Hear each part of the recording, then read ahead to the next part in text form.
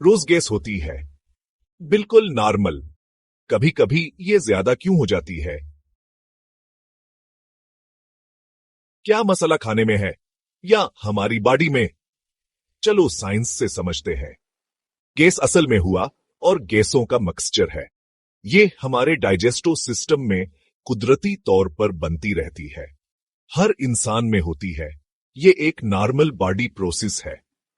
सबसे आम वजह है हुआ का निगलना, जल्दी जल्दी खाना, फिजी डर्निक्स, चॉइंग गम, ये सब इजाफी हुआ पेट में ले जाती है। ये हुआ फिर गैस बनकर तकलीफ देती है। हाँ, कुछ फूड्स आंतों में खमीर बनाते हैं, जैसे फलियां, चने, दूध, ब्रेड। खमीर बनने से कुदरती गैस बनती है। इसलिए कुछ लोगों को मखसूस फूड से ज्यादा गैस होती है। अगर दूध से गैस होती है तो शायद लैक्टोज हजम नहीं होता। इससे पेट फूलना और गैस होती है। ये एक आम हालत है। आंतों में बैक्टीरिया होते हैं। ये खुराक को तोड़ते हैं। अगर बैक्टीरिया का तवाज़ुन बिगड़ जाए तो गैस ज्यादा बनती है। इससे पेट फूलना भी हो सकता है। अगर गैस के साथ शदीद दर्द हो या अल्टियां हो या ब्लीडिंग हो तो ये नॉर्मल गैस नहीं होती।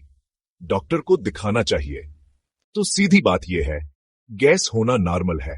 ज्यादा गैस हुआ खाने, लैक्टोज या आंतों के अदम तवाज़ुन की वजह से होती है। खाना आहिस्ता खाएं, फिजी डर्निक्स कम करें और हाजमे को मजबूत रखें। जितनी सादा साइंस होगी, इतनी जिंदगी आसान होगी।